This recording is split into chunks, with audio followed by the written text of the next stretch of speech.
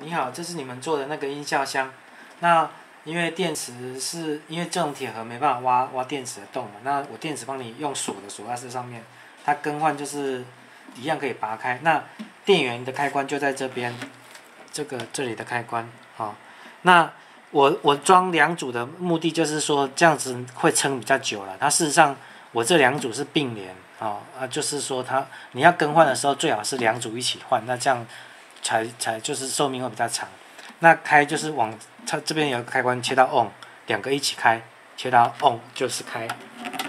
那这边面板，这个是外接音箱的这个插孔，外接喇叭的插孔。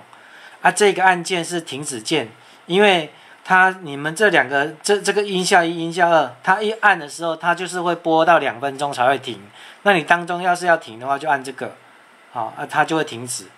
那开始就是我这边有一个分贝器，分贝器我这个就是要让你看到说它有到100分贝。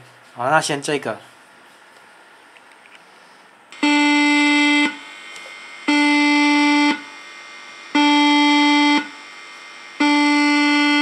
100，这100出头啊。好，那这另外一个。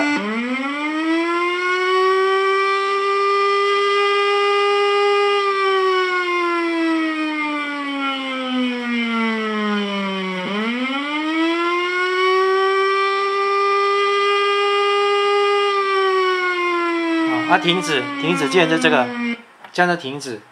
那外接音箱，我这个是一般那个 PC 的，就是 notebook 的外接音箱。那我现在插上去，它就会声音变，就从这边出来。